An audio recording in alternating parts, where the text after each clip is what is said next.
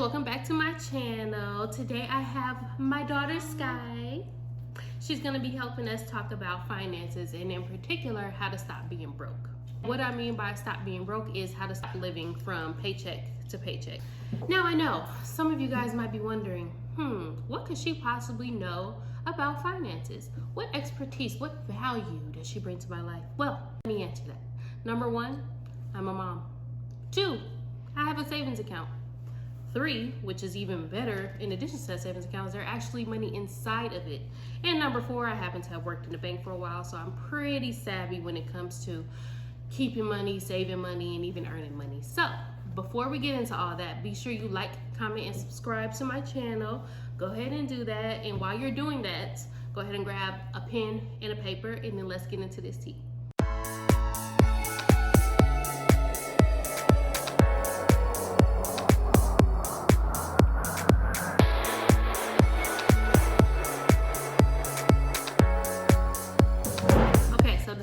Decided that she didn't want to be with us anymore, and that's okay, but let's go ahead and get in. Number 1, that's going to be determining your debt to income ratio. What your debt to income ratio is pretty much how much money you have coming in per month versus how much money you have going out. And when you're doing that, you want to kind of list out every single thing that you have, all the way from your PG&E down to the Netflix bill. You want to calculate every single piece of change that's leaving your account or your wallet every single month. You're gonna be like, wow, I'm still paying for that? Really? Oh, I didn't know I was still paying for Netflix. I didn't know I was still paying for Hulu. That's the extra $12 I could have in my account right there. It's pretty good to check in, just like see where you can possibly save money, because so many of us waste it every single day on little frivolous items that we could really just keep inside of our pocket. You know what I'm saying? To be in a good position with your money, your debt to income should be 31% or lower. Like, it should never be half of the money that I'm getting per month is going towards bills or whatever else you want to, because then it's going to be completely impossible for you to save, because just as quickly as you get it in, the quicker it's going to leave. So lowering your debt per month is going to be step number 1 always, and it's going to help you create a budget too and help you stick to it.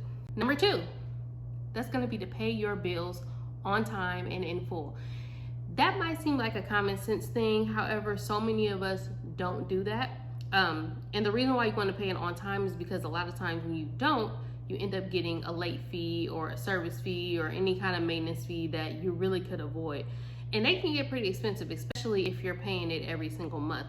So my suggestion would be to turn on that auto pay. I know it's so hard to have money taken out of your account, but if you're prepared in advance, like if you know on the 12th of every single month $120 is going to come out for your phone bill, make sure that money is in there, and make sure before you do anything else, before you spend anything else, that you have enough in there to cover your bills, because not only is that going to help build your credit, but it's going to help you avoid late fees. You're going to avoid any service interruptions that you might have, and it's going to make sure that your account is good and that you're good, or any interest fees that might build up if you're paying a credit card. Like, if you can pay off your full balance every single month, do that. If you cannot afford to pay off your full balance every month, don't use your credit card. It's just that simple. You should not spend what you don't have. Number 3, this kind of ties back into the credit card thing, but also, even if you don't have a credit card, you can do this.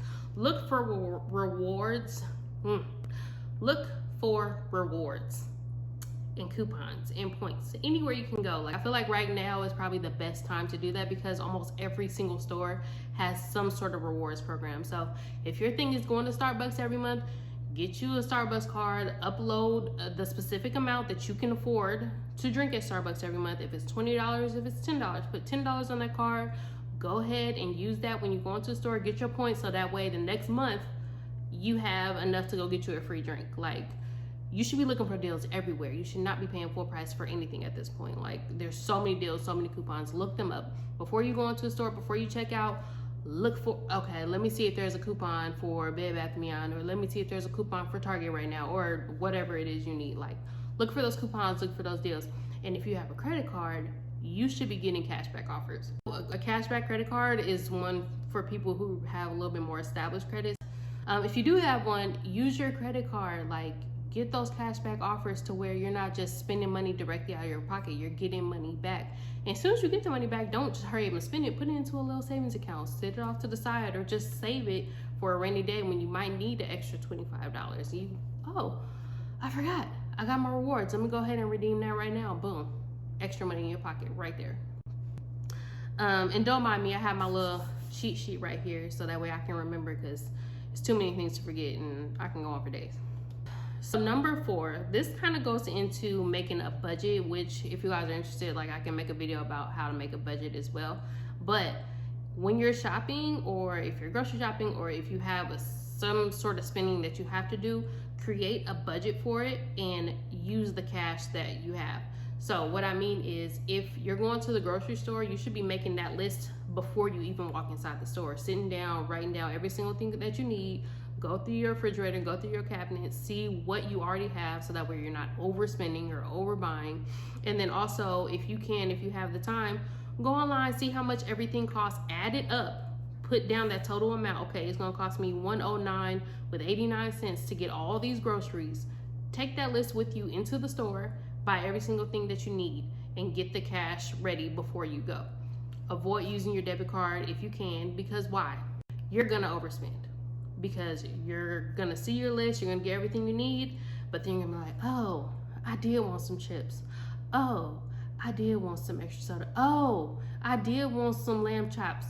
And then boom, like you already $30 over your budget. And sis, like, no, we're not spending $30 more. We made our list, we know exactly what we need. So we're gonna get everything on this list. I'm only gonna bring the cash with me that's designated for it. So that way I physically cannot spend more money. I have exactly what I need and I'm gonna walk out, period. Okay, so number 5, this is a newer one for me. Like I've just adopted this habit probably within the last 3 years, and that is to bank at more than one institution. What I mean is, have your regular checking and your savings account at your primary bank, that's cool. But go down to Chase, go open up an extra savings account, or go to Capital One, get you an account online. So that way all your money is not sitting in one account. One of my accounts will be my expense account. So all the bills that I have to pay per month is gonna come out of that account. I also have a savings account, which is like a short-term savings. And what I mean by short-term savings is, let's say I don't know, I'm going on vacation at the end of the month, and I know on that vacation I'm gonna need $500. So each check, or anytime I come up on some extra cash, I'm gonna put in $20, $25, and it's just gonna be sitting to the side, building up to where by the end of the month when I'm going on vacation, there's my money for that. Boom. Now at my other bank down the street, I have my emergency savings account. What's that account for? It's in the name, for emergencies only. I don't have regular access to it because it's way down the street. I don't have a debit card linked up to it, so I can't go to the ATM and take money out. I can't just go swipe it anywhere. It's literally down the street. I automatically transfer money into it every single paycheck. Every time I get paid, money goes into that account and it just sits there. And it's also earning interest because it's in an interest-bearing account. One thing I will mention though about having money at different banks is to be aware of the maintenance fees that are associated with these accounts. Some accounts, like if you have a credit union, a lot of times they'll give you accounts for free, but other times you'll have to have a certain amount in the account or use the account a certain amount of times for it to be free. So those are things you want to be wary of, which is why I don't keep all of them in the same bank with just different accounts. I do different institutions. It's just easier for me. And especially if I have all of my stuff in one account, every time I log in, I'm able to see all this account, and I'm thinking, oh, I have all this money. When reality, like, no, this money is for specific goals. I'm keeping it separate for a reason. Let me keep it that way, so that way I'm building money, I'm saving money, and I'm spending the amount of money that I need.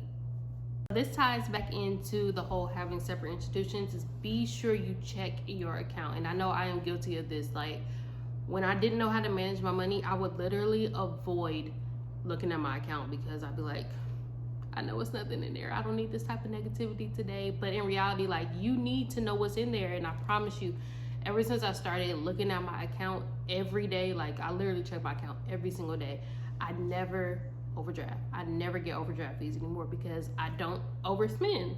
When you don't know what's in your account, you're gonna overspend. You're gonna swipe that card, you're gonna get embarrassed because you'll get declined, or even worse, it'll go through and then you're gonna get a $35 overdraft fee. Like, that's just money that you don't need to waste. You just check your account every day, know your balance, set up account alerts so that way every day, like, you'll get a notification of how much money you're starting out with, Or even set up the spending limits or alerts too, so that way even every time $1 comes out of your account, boom, message pops up, $10.99 spent, $2.99 spent, $39.99 spent. Like, it's a good way to keep up with your expenses, but then it's also a good way, so if for some reason your account gets hacked, like, you know right then and there, like, somebody got into your account, let me go ahead and call the bank, have them shut off my card, send me a new one, boom, like, you're good to go.